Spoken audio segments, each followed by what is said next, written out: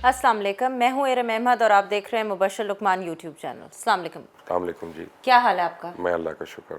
अच्छा, आज हम बात करेंगे सारी पाकिस्तानी पॉलिटिक्स की, जिसके अंदर सबसे पहले पीपल्स पार्टी की बात आती है। सुनने में आया, मुखबरी आई है कि आसिफ जरदारी ने बहुत नाराज़ हुकूमती अरकान के साथ रब्ता किया है और इस वक्त वो सामने नहीं आना चाहते, बट पंजाब में से कोई ब्रेक थ्रू का इम्कान है कि नहीं है, पहली बात। और दूसरी बात, बजट के बाद क्या वो सामने आएंगे?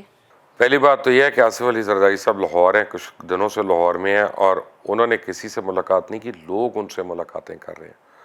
और उन्होंने पीटीआई के नाराज़ अरकान को रब्ता नहीं किया, बल्कि पीटीआई के नाराज़ अरकान जो हैं वो उनसे रब्ते में हैं और वो चाह रहे हैं कि उनका लगता है कि जी अगली हुकूमत जब चेंज होगी तो पीपल्स पार्टी की हो सकती है, तो अभी से अपने रास्ते बनाना शुरू कर दें। तो जरदारी साहब अभी इलेक्शन से पहले तो कुछ नहीं किसी को कहेंगे और मेरा ख्याल है कि मेन कंसंट्रेशन उनकी साउथ पंजाब में है, नॉट इन सेंट्रल पंजाब।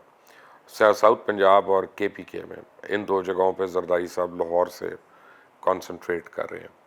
और उसके बाद यह है कि ये बजट के बाद आप देखेंगी कि हंगामे शुरू हो जाएंगे। फौरी तौर पे सबसे पहले मौलाना फजल रहमान बाहर आएंगे और शहबाज शरीफ की एक्टिविटीज़ भी तेज़ होंगी। तो पंजाब में तब्दीली जो है वो उसके लिए अब लोग कोशिश कर रहे हैं। अब देखना ये है कि हुकूमत कितना अब अच्छे तरीके से उनको प्रीएम्प्ट कर सकती है। चलें, ठीक है। अच्छा, माय नेक्स्ट क्वेश्चन इज़ कि एक तरफ लाहौर में रिसेंटली बम धमाका हुआ, उसमें जो मुलव्वस इंसान था उसके बारे में थोड़ा बहुत रिकॉर्ड में आ गया। उसके बाद सिब्बी के अंदर टेररिस्ट का अटैक हुआ है, जिसके अंदर FC5 एहलकार जो हैं वो शहीद हो गए हैं। सो क्या terrorism is returning back to Pakistan? Terrorism never left Pakistan. Terrorism has been there. कभी वो डॉर्मेंट होता है, कभी एक्टिव हो जाता है, लेकिन लाहौर के वाक़े के बाद तो मुझे अपनी पंजाब हुकूमत और पंजाब पुलिस पे कोई एतबार ही नहीं रहा, क्योंकि वो जो CCTV की तस्वीर हमने देखी है उसमें ये जो धमाका करने वाला है ये पुलिस चेक पॉइंट से निकला है और पैसे दे के उनको निकला है वहाँ से, रिश्वत दे के। तो उसकी डिक्की में सारा मवाद था 14 किलोग्राम का, और पुलिस ने पता नहीं चंद टके लेके इसको छोड़ दिया और वो उसने आके धमाका कर दिया, लोग उसमें मारे गए। तो जब लाहौर का ये हाल है तो मैं सिबी के बारे में क्या कह सकता हूँ। जब तक हुकूमत के अंदर मौजूद काली भेड़ों को हम नहीं टांगेंगे, जब तक कुलभूषण यादव जैसे लोगों को जिनको पकड़ा हुआ है उनको नहीं टांगेंगे और इबरत का निशाना नहीं बनाएंगे, ये चीज़ें होती रहेंगी। ओके, अब next 3 questions are going to be regarding Imran Khan, ठीक है, and one of them is going to be a bit personal. But first हम ये बात करेंगे कि इमरान खान ने न्यूयॉर्क टाइम्स को इंटरव्यू दिया, जिसमें उन्होंने कहा है कि अफ़गानिस्तान की जब तक लेजिटिमेट गवर्नमेंट नहीं आएगी हम उसको नहीं मानेंगे। सो अगर तालिबान आ जाते हैं तो क्या हम एक्नॉलेज नहीं करेंगे उनको एज रूलर्स ऑफ? हमारे नसीब में है कि हम बैठे बैठे उड़ता हुआ तीर जा रहा होता है, उसके आगे हमने आना होता है। हमें ज़रूरत नहीं है अफ़गानिस्तान के ऊपर को कमेंट करने की। जो बाइडन ने जनवरी 20 तारीख को अपना हलफ लिया और तब से लेकर अभी तक उसने इमरान खान को फ़ोन भी नहीं किया, और हमारे सफारतकार जो है वो बड़ी कोशिश कर चुका है, लेकिन बाइडन ने कॉल नहीं की। आज अभी ये रिकॉर्डिंग के 1 घंटे के बाद बाइडन की और अशरफ गनी की मीटिंग है और उसमें उसने इमरान खान को इन कॉन्फिडेंस नहीं लिया, यानी अफ़गान पॉलिसी में उन्होंने इमरान खान को निकाल दिया। अब अगर हम अशरफ गनी की साइड पे होते हैं या हम तालिबान के ख़िलाफ़ होते हैं तो हम एक तरफ बेसेस नहीं दे रहे अमेरिका को और दूसरी तरफ तालिबान को हम मान नहीं रहे, तो जिसको हमारे नज़दीक लेजिटिमेट नहीं है, तो हम बस न घर के रहे न घाट के रहे और हम अजीब मुश्किल में फंस जाएंगे। मेरा ख्याल है कि जिसको अफ़गान लोग कह रहे हैं और उसके लिए हमें कोई एक फरसूदा झूठे उसके इलेक्शंस का वो नहीं करना चाहिए इंतज़ार, क्योंकि इलेक्शन सबको पता है अफ़गानिस्तान में कैसे होता है। अब तो खैर लोग पाकिस्तान के इलेक्शंस के बारे में भी यही कहते हैं। तो मेरा ख्याल है कि Imran Khan should be sensible enough और उनको अफ़गानिस्तान के ऊपर स्टेटमेंट देने की ज़रूरत ही नहीं है to begin with. Okay, but a similar statement but about America.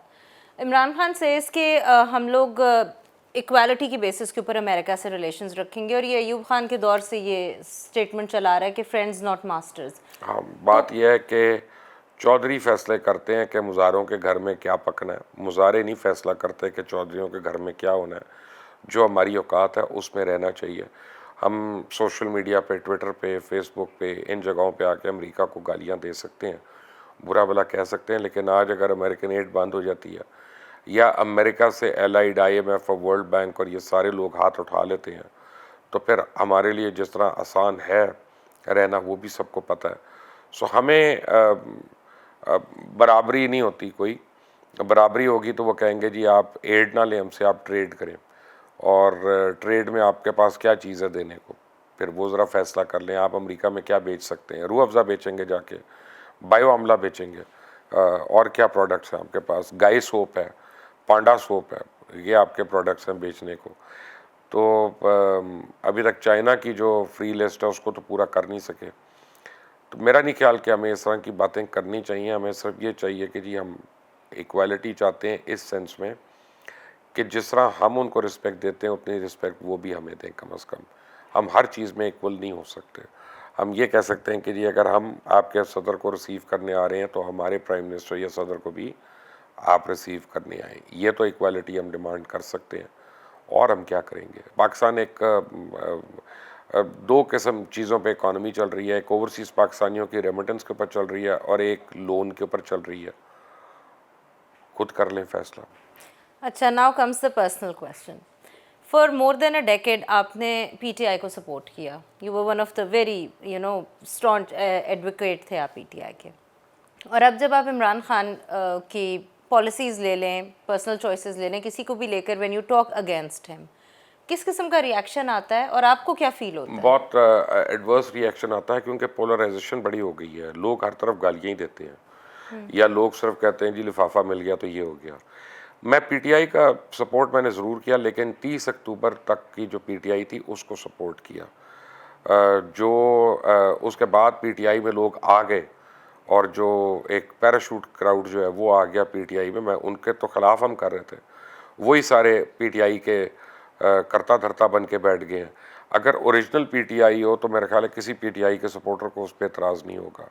لیکن یہ جو پیپلز پارٹی اور نون لیگ اور کاف لیگ اور ان لوگوں سے لوگ PTI کے اندر نہ صرف نازل ہوئے بلکہ براجمان ہو گئے، ان کے اوپر اعتراض. اور آپ دیکھ لیں جو گورننس آپ کے سامنے ہے، اگر تو کسی رپورٹ میں میری جھوٹ ہے یا غلط ہے تو وہ بھی بتا دیں. میں یہ تو نہیں کہہ رہا کہ اگر آج میں PTI کو سپورٹ نہیں کر رہا یا میں کرٹیکل ہوں PTI کا تو میں آصف زرداری کو سپورٹ کر رہا ہوں یا میں بلاول کو کر رہا ہوں یا میں نواز شریف کو کر رہا ہوں. نہیں، میں ایسا نہیں کر رہا.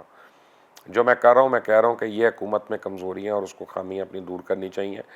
لیکن اب میں اس نتیجے پہ پہنچ گیا ہوں کہ جب تک ان لوگوں کو نہیں نکالا جائے گا جو پیراشوٹ کراؤڈ ہے PTI کے اندر، تب تک PTI پرفارم نہیں کر سکتی. انہوں نے PTI کو ہاسٹیج کر لیا. تو کیا آپ اگر ان لوگوں کو نکال دیں، are you okay with Imran Khan کی پرسنل چوائسیز؟ میں کہتا ہوں کہ جو مرضی ہو، وہ پاکستانی ہوں گے، کوئی پرابلم نہیں ہے ان کا. لیکن ان لوگوں کو تو سامنے پتہ چلا ہے جن کے خلاف جدوجہد کی ہے، جن کے خلاف چینج کی بات کر رہے تھے، تو وہی آ کے تبدیلی بن گئے. تو یہ تو بہت بڑا چماٹ ہے پورے نظام کے منہ پہ. ٹھیک ہو گیا جی. Thank you so much. It was lovely having your views and thank you for watching. Please give your comments میں کامنٹ سیکشن میں کامنٹس کیجیے گا. سبسکرائب کریں، بیل آئیکن پہ رنگ کریں. اللہ حافظ.